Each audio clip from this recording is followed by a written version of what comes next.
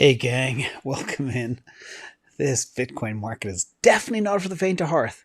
We lost 2,700 points in a couple of hours. All excited, breaking 43k and then crashing right back down to earth. But we know the deal at this stage. We're all veterans. So anyway, hang tough. Make sure my audio is working. Yes, it is. Bingo. Wonderful. Anyway, thank you all for being here. We're going to go over what's going on in the world right now, today. So, we're going to talk about Russia, Turkey, Bitcoin, El Salvador, numbers, some stocks, stock market, and wherever else we go. So, let's just jump in. Math, money, and freedom, and edutainment.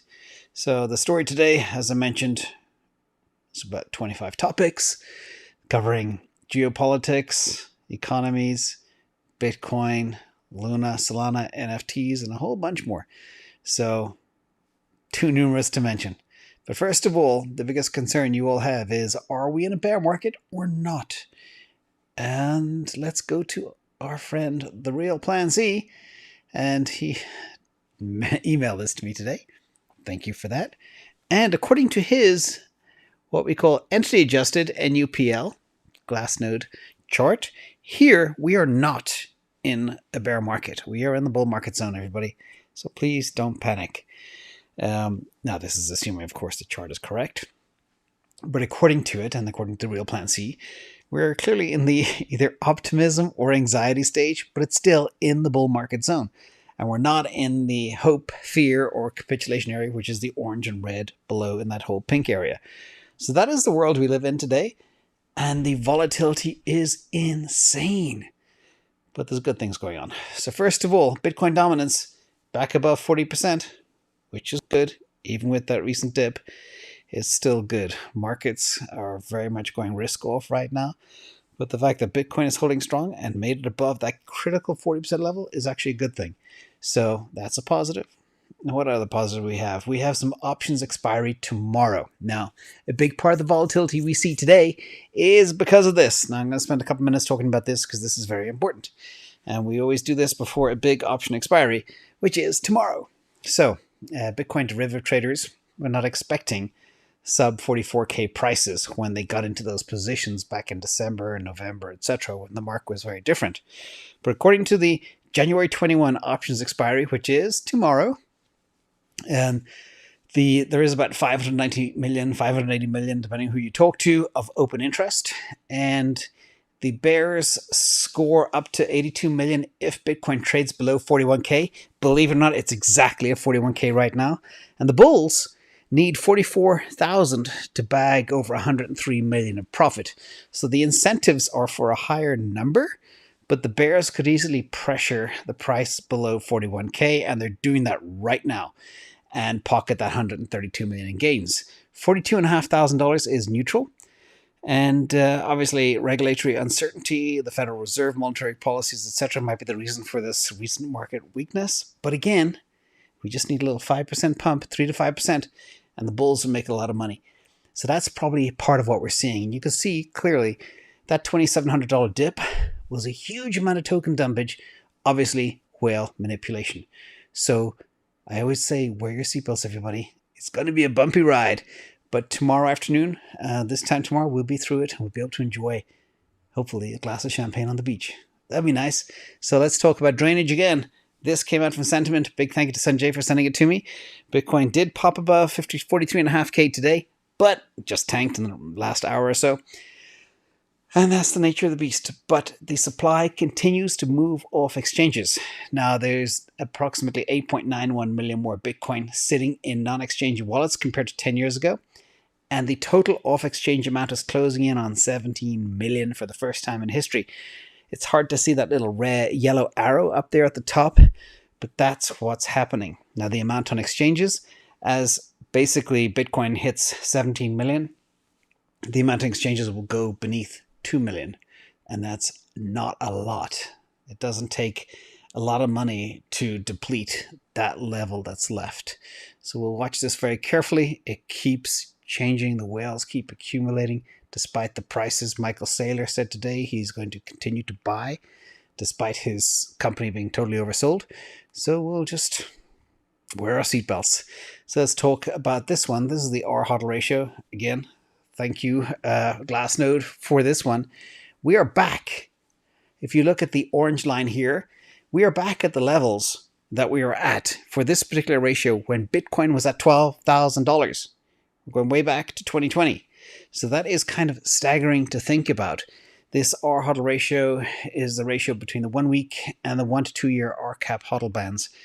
And it accounts for increased supply by weighting the ratio by the total market age. And it's typically an indication of an overheated market. If we get into the red zone up top, the market's hot, and that's time to think about selling some. If we are where we are right now, the market is not hot at all. So again, confirming the real plan C, this market is not overheated, and the relative value is where we were when Bitcoin was at $12,000 in 2020. So stunning to see. Now let's talk about a little bit of Russia news. Russia is in the news from a whole bunch of different perspectives. I covered a week or two ago the fact that Russia were going to embrace crypto, and I spoke about the petrodollar, the Bitcoin dollar, the petro Bitcoin, all these different variations, but using energy as a functional denominator for crypto, and vice versa. I'm getting all muddled up here. But here, this one, Russia is banning Bitcoin again. Best ad ever. Bank of Russia seeks to outlaw mining and trading of crypto in Russia. So it's kind of like what happens in India. Flip-flops back and forth between what's up, what's down, what's banned, what's not. Now, the country's central bank is calling for a blanket ban all across the board, all crypto. We'll see what happens. But this is typically the best advertisement in the world. Things that are banned tend to be very much sought after. So another good ad. And per the market, before we jump into what the market thought of this ban, Ukraine is heating up. Now, this is kind of related. There's a lot of stuff going on in China and Russia. I've been talking about it for a long time now, but this was in the, I think, Wall Street Journal today. And Putin loves to roll the dice. Ukraine is his biggest gamble yet. So there's a lot of stuff going on we need to be aware of when we're trading in these markets. And I remember somebody saying that when Vladimir Putin was a young KGB recruit, his intelligence was off the charts. Super, super smart guy. But he did have one character flaw. And he had a very lowered sense of danger, which means this guy isn't afraid of anything. So watch this space carefully. Now, the Ukraine is heating up, no doubt. The US has given approval for three Baltic NATO members to send American-made weapons to Ukraine, a US official said today. So they're upping the ante. Again, scary stuff going on there. But Bitcoin did shrug off this latest Russia ban. Didn't bother at all, as Bitcoin 43,500 earlier in the day. It's just tanked in the last hour. But that's the nature of where we are. Again, seatbelts, please. So, not related to Russia, but related to Turkey. This was a stunning piece of news that's flying around today and what it actually means. So, could Turkey be plugging into the Bitcoin network? I've been talking a lot about Turkey, hyperinflation, Erdogan having tons of financial problems, the country being fundamentally bankrupt. But Erdogan now has met today with Nayib Bukele, the leader of El Salvador, and they're going to talk about making potentially Bitcoin legal tender. We're not sure exactly. The Turkish central bank is in a world of hurt. They're trying to keep interest rates low, but it's crippling the currency, and inflation is completely through the roof. I think they want to compare notes about what El Salvador is doing with the Bitcoin bond, which is a stunning use of an actual bond. Maybe Erdogan could float his own bond and bring some life back to the economy and some stability to the currency, if they could peg it some way to the Turkish lira as they go forward. So this, I'm dying to see exactly what falls out of this, but this could be exciting. There is a chance that maybe Turkey could be the second country to adopt Bitcoin as legal currency, but I doubt it. I think Erdogan likes to have his own currency, kind of like Trump. I don't see him doing this, but maybe there's a small chance of a kind of a Bitcoin bond type deal, which could save the day for Turkey. So watch carefully. Now, quick comparison of Turkey versus El Salvador. I thought it's interesting to note population of El Salvador 6.5 million, Turkey is 85 million, which coincidentally is about 1.08% of the population of Earth. And the GDP is 24 billion for El Salvador and 720 billion for Turkey. So I think the population is about, what's that? 13x the population and 30 times the GDP. So it's a much, much bigger country. So fingers crossed, have it good. Now, there is an interesting angle though. This came out today as well, coincidentally. And there's a new fatwa against crypto. And as you may or may not know, 99% of the population of Turkey are Muslim. And this is a new piece of Sharia law. And according to the speculative nature of cryptocurrencies makes them imperfect as an investment tool. And crypto tokens are believed to contain obscurity, which means they're not backed by anything like gold. So, according to this new fatwa, cryptocurrencies don't meet the standard of exchange like gold, but they do if you go to a place like El Salvador or the Cash App or whatever else. And the fact that they're pushing gold, they must work for Peter Schiff, I'm not sure. But one of the things that was interesting about this article when I read it was the fact that speculation is forbidden by law. And if I wasn't allowed to speculate, I would be broke. This channel is about financial freedom, so I'm wondering what people that are under this law of God, if they agree they shouldn't be allowed to speculate. I think it's terrible to take that opportunity away from people. Anyway, nothing to do with religion, it's just religious law. Let's move on. JP Morgan says Ethereum is losing NFT market share. They didn't go into too many details, but they said they're losing a lot to Solana very, very quickly. Now, there are some really cool options that make it a lot cheaper to trade NFTs. NFT volume hit an all-time high the other day. It's still an exploding business. Everybody's getting in. I do recommend that people should at least be versed in how to mint an NFT and how to market it, sell it, etc. If anybody wants me to do a quick video on that, drop a comment below and I'll do it for you guys. And I'll show you how to do it for free as well. No fees.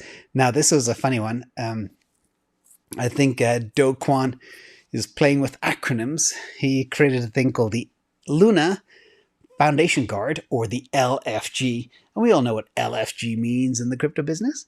So, but this is a new cool mandate. And he's trying to find a way to create new ways to build more capability into Terra stablecoin network and ecosystem development.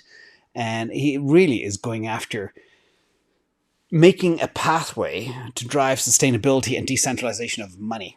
And this probably rattles a lot of people. If I was a central bank, I'd probably be more concerned about Luna than anybody else right now, because Do Kwon is doing spectacular things. He says, words to the effect of, a decentralized economy needs decentralized money, and LFG provides another nexus of resources to achieve that end goal. So watch the space carefully. This will take off, and soon I see Luna going above $100 again. Let's watch it. So funny. Now, Crypto.com, it's kind of funny. I know from the past, if there's any type of PR crisis, you come out with the truth immediately and don't try hide the ball. So these guys came out, Crypto.com, and they said no users suffered loss. And then they said, oh, $5 million was lost. And then it was 15 million. Now it's 34 million. So the game keeps changing. So as far as I'm concerned, Crypto.com has lost a lot of credibility with me. But for those losses, I hope to make the customers whole again. Maybe take it out of Matt Damon's salary. What a bad time to start advertising for Crypto.com. Complete disaster. But this is the Wild West, and this is a dangerous place. So be very careful with what exchange you use. Make sure they have reserve and backing and everything else.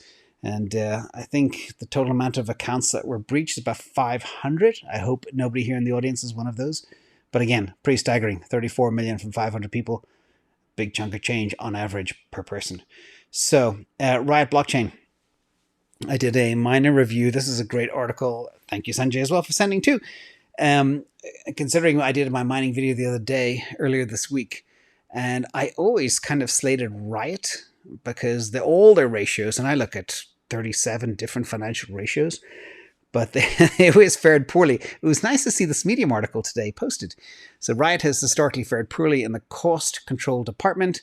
The Riot's mining cost per BTC is 39,500.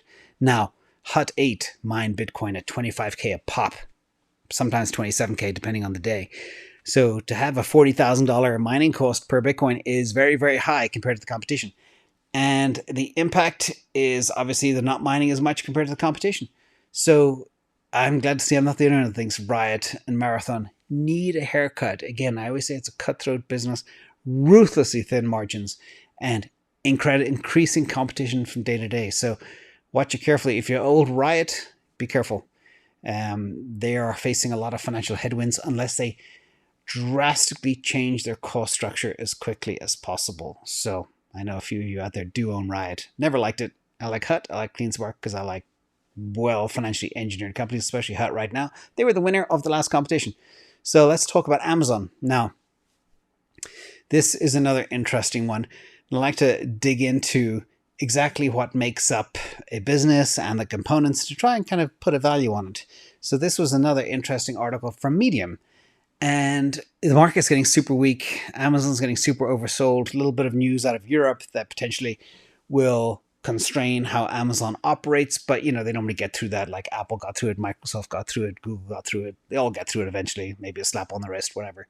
But it shouldn't be a concern. But when you break out, what this article was about is it looked at the valuation of just the subscription business.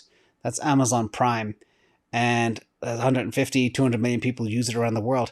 But the article came out and said the Amazon Prime subscription business alone is worth $450 billion. I analyzed last year that the AWS business at the time was worth $1 trillion. The market cap of Amazon today is $1.5 trillion. So that means the rest of the business is worth $50 billion. So this, like if you could extract AWS, $1 trillion worth, a standalone company, the Prime business membership, nearly half a $1 trillion. It's huge. And forget the infrastructure, forget the trucks, forget the 200 distribution facilities they have around the world that are heavily automated. All that money, all the infrastructure is basically valued at nothing right now. So I do expect Amazon to have a strong rebound going forward. And the growth of this company is incredible. And it's just growing faster because nobody can compete with it.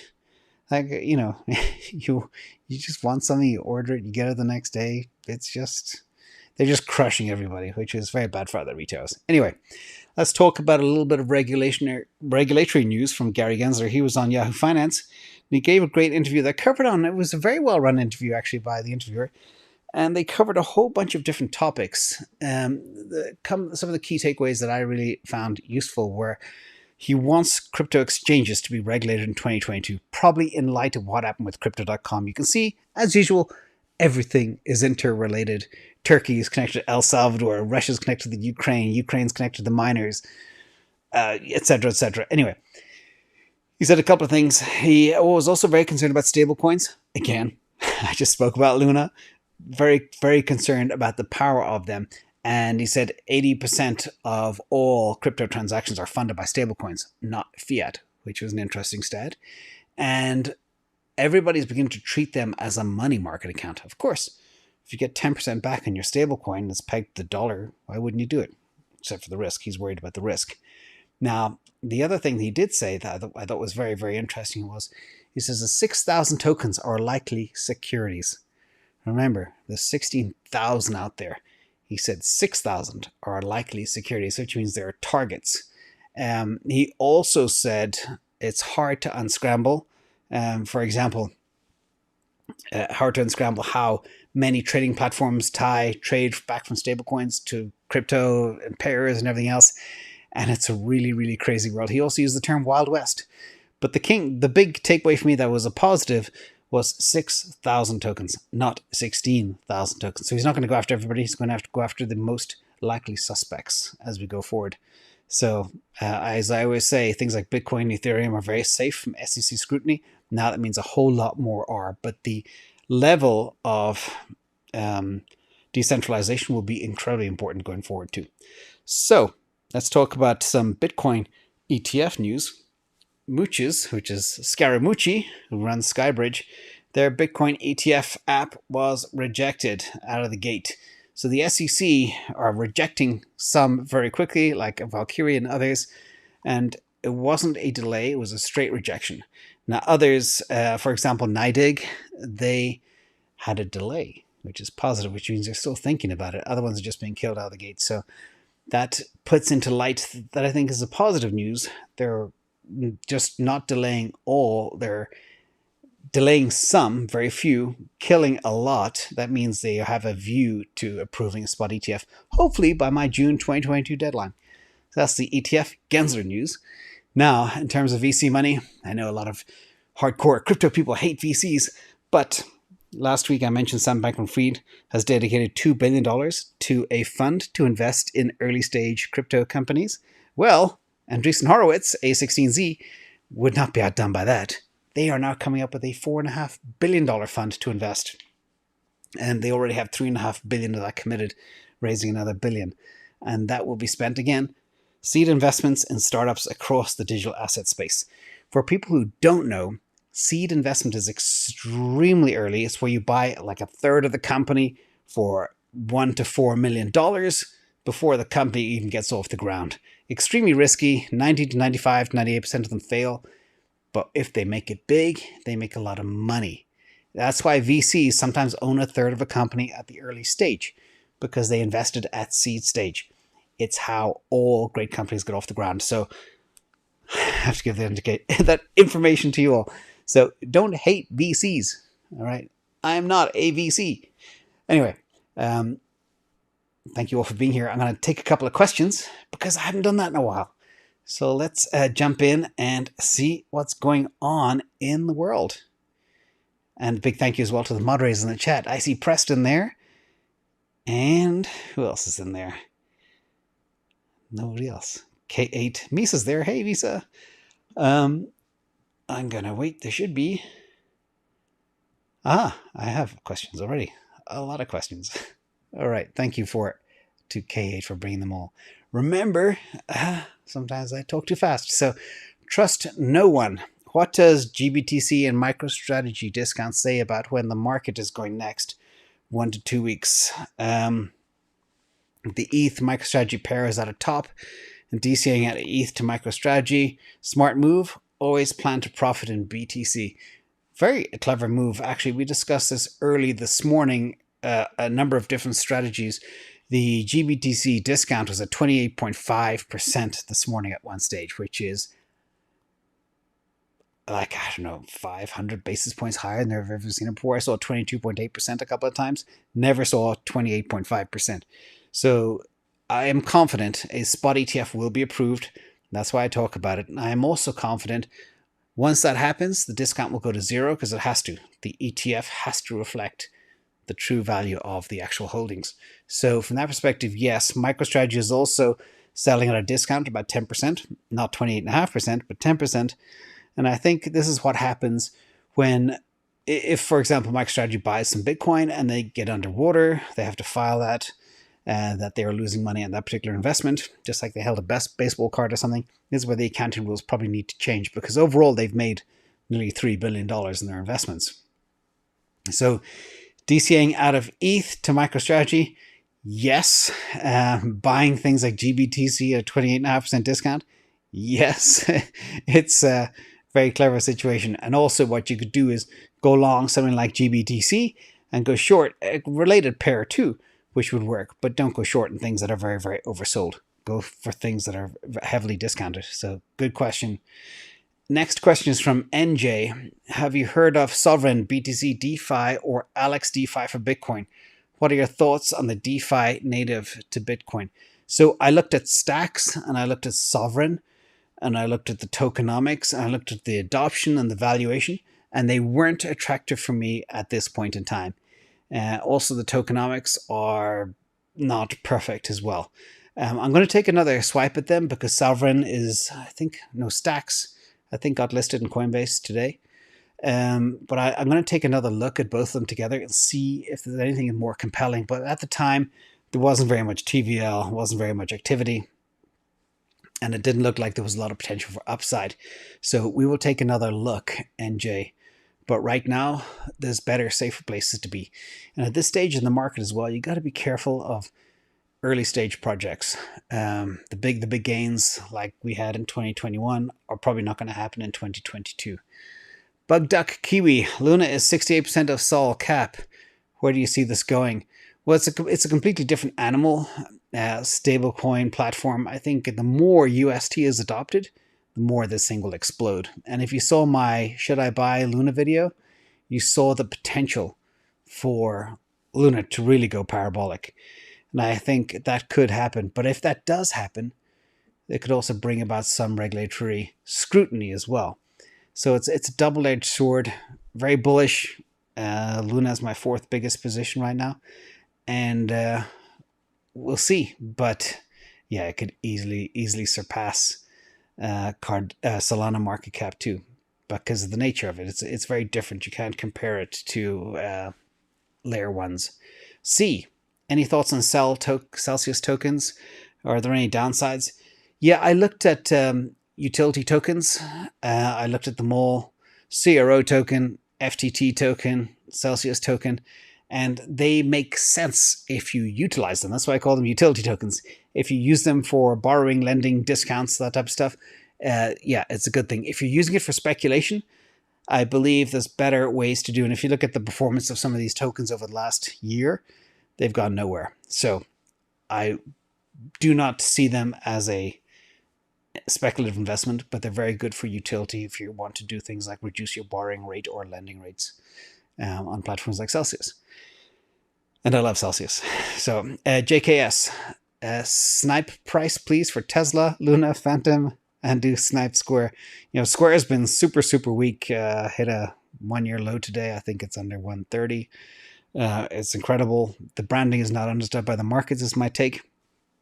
Plus, a lot of these TradFi DeFi plays are getting hammered. Coinbase hit a all-time low today as well. The whole world is just getting smashed because of the risk-off nature, because of the fear of the unknown. When is the Fed going to raise interest rates, and how much are they going to raise?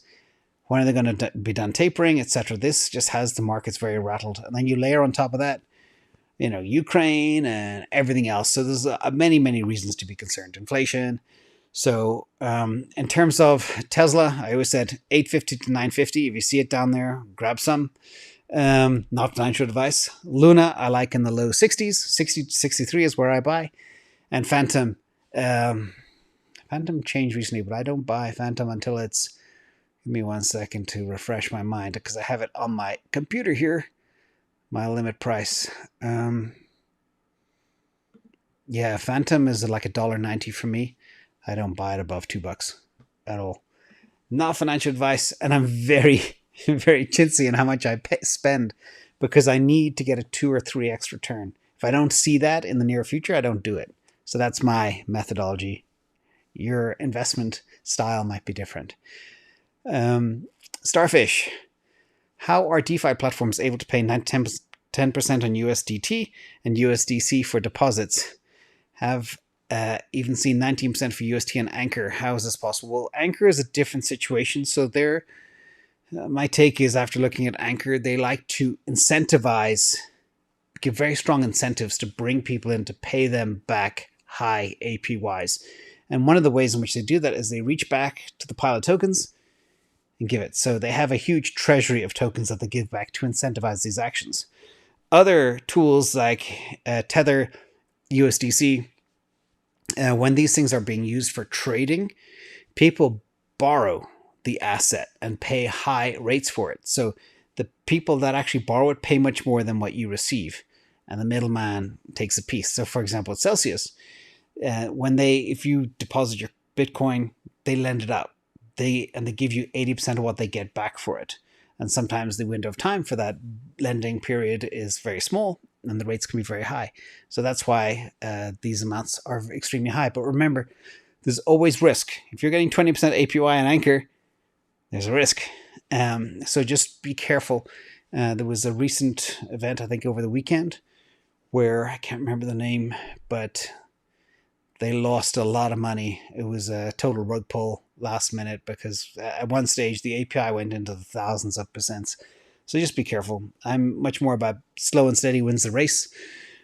Always preserve capital first. Look for alpha second. Daniel Jacobs, how do you differentiate between underperforming assets and undervalued assets? So, first of all, that's a tough question. Anything that's underperforming, sometimes you've got to understand why it's underperforming. And I only exclusively invest in disruptive stocks. So things like Tesla, Google, things that are really truly changing the world and have huge amounts of potential return. Amazon, I just got into, and that I believe is an undervalued asset. So Amazon, when you break it up into its component parts, Google, break it up into component parts, Tesla, break it up into its component parts, it is drastically undervalued. And underperforming, sometimes it can happen at the same time. So for example, Amazon is undervalued and it's underperforming, especially coming up to earnings. But the whole market right now is on the edge because of the risk of rates like I just spoke about. So that's how I look at it. But I always also like to buy cheap. So I like things when they're beaten down. I'm a bottom fisher, and that's worked well for me. And I like to sell at the top or hedge at the top. And that's just my investment philosophy. Crypto Papi, what are your thoughts on the Russia-Ukraine situation and the US involvement? It's escalating fast. I spoke to a lot of people. I spoke to a lot of people in the Ukraine, people in the US, geopolitical experts. And when I look at all these different points of view and do my little expected value, I thought the chance of a Russian invasion to Ukraine at the beginning of the year, or actually late in December when I did my 36 forecasts, I said, yeah, Russia's probably going to invade the Ukraine. But I thought there was a 30% chance of that happening. Now it's probably like 40%. So it's gone up. I'm hoping smarter heads, cooler heads will prevail. But Putin has no fear. And he believes he can do anything he wants. He can hack elections. He can push people's buttons. He doesn't give a shit. He's just playing chess with everybody. So it wouldn't surprise me if it happens. The fact that the US is sending weapons through NATO to the Ukraine to help the people on the ground there, that really doesn't do much. I mean, Russia has so many forces already on the border, they could just steamroll a third of the country tomorrow if they wanted. So in terms of power and defenses, I'm afraid Ukraine don't have much. In terms of what Putin will do, I think he's going to do it. I'm hoping I'm wrong. Drop me a comment below if you think I'm crazy, because the people that hear this stuff, they think, no, Putin's just playing war games. But there's just, I don't know, it looks too scary. So, Sage Aesthetic, what do you think about strong block nodes? Passive income stream, I've been in for 4 months and it seems amazing, but want to know your thoughts. I haven't looked into strong block nodes, Sage Aesthetic, so I'm sorry about that, but I will check it out. I've heard a couple people ask about that, and I've just been so busy with a whole bunch of other things. But I promise you, I'll check it out. I'll have a quick look. But remember, if the passive income stream is too good to be true, there is risk of capital loss. So be careful. Chris R., have you looked into Alpha Zero? No, I haven't. Is that Alpha Zero or Alpha Zero? Hang on a second. Let me have a look. And again, everybody, I'm not a walking encyclopedia. LF0, public blockchain, smart contracts, like a million others. If it's outside the top 300, I would not touch it. It has no rank. It has no data. And therefore, no, I haven't looked into it. Again, in investing, the key to being good is to be very, very deep in very few things. It's impossible to understand what 16,000 tokens are doing, and especially things that are not even ranked. And with zero data, it's a DAG. That's what I can see here. But there's nothing. There's no metrics, no data. So how can you invest in something when there's no information? Market data is untracked because it has an untracked listing capability. Super interesting, super suspicious. Be careful, Chris. Okay, Matt Wood, thoughts on Disney stock, snipe price. I don't like Disney stock. I think, well, I could tell you I don't know anything about the movies they produce or anything else. I know that the digital Disney thing is supposedly good, but movie theaters are dead. Theme parks are going to suffer during these endemic times. I why invest in Disney? Now I'll have a quick look at the actual stock and see if it has anything going on. I know that. Let me see. I know it rebounded because they thought vaccines would fix everything. Ooh, it just took a big dip. Maybe it explains why. I mean, the stock hasn't gone anywhere since 2019. It's trading at 150. It might hit 190. Why buy something like Disney when you can buy something like Tesla that'll double, triple? Like Tesla's a $3,000 stock, maybe a $4,500 stock. Amazon is selling for $3,000 now. It's going to 4,100. They're much safer places to park money, not in this children's park movie silly company. And I don't know. Even consider. Actually, I read an interesting article. It was comparing Netflix, Amazon Prime, MGM, Disney, all the people that invest in content, CBS, etc. And the two best places to park money if you're interested in that type of creative movie business would be Netflix or Amazon as well. By the way, my valuation for Amazon, I mean, it was AWS and the Prime membership. Can you imagine you add their movie business? The movie subscription business, if you ever bought a video on Amazon Prime at home, $3.99, pressing a button, zero cost to them. They pass 10-15% royalties and they keep the rest for themselves. Huge margins. Crazy, crazy money printing machine. So yeah, don't mess with Disney. Financial advice. Thanks for the question, Matt. A2K 5000, our cover call strategy for a couple of hundred MicroStrategy shares in a retirement account, a good long-term plan. Downsides advice. The problem with MicroStrategy is extremely volatile. So you would only really do a covered call strategy at tops. And you have to watch Bitcoin price very carefully when the tops succeed. Like when we had a $1,200 MicroStrategy price early 2021, perfect time. You could have got $300 for a covered call going out 3 months at that time. Like, would it take you to $1,500?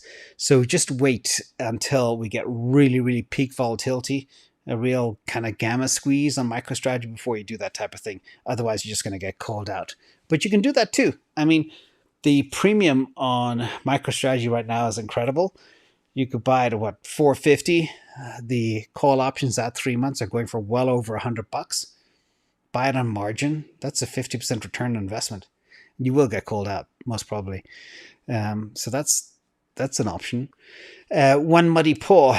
Can Satoshi mess with Bitcoin undercover?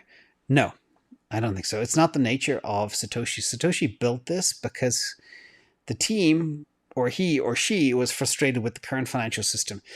And they had deep experience in cryptography, understood money, markets, central banks, and they built it to help save the world because, inflation is a silent thief. And that's why Bitcoin was built, to combat inflation and give the world a money that could be trusted and censorship resistant and all the other good stuff that comes along with Bitcoin. So it's not the nature, it's not the persona of the person to do that. You don't build a cure for the world and then give the world a disease. So absolutely not. 99.99% sure that would never happen. And a big thank you for your donation as well from Taz T's GT350. This is a tough one. Porphyrogenitus. TS Pun, Mrs. Reed, German Girl in Virginia, Katwithak, Mysterious Marissa, Caleb, Martin Vanden Adel, Sleepless, Mysterious Marissa, Mark CCH. Thank you all for being here. Thank you for donations. It'll make a difference. We sponsored hundreds of animals last year. So we're trying to put together a collage of everything that we did and all the goodness, and we'll continue to do that too. So big thank you, everybody. I think that's it. So have a good night, everybody. Bye.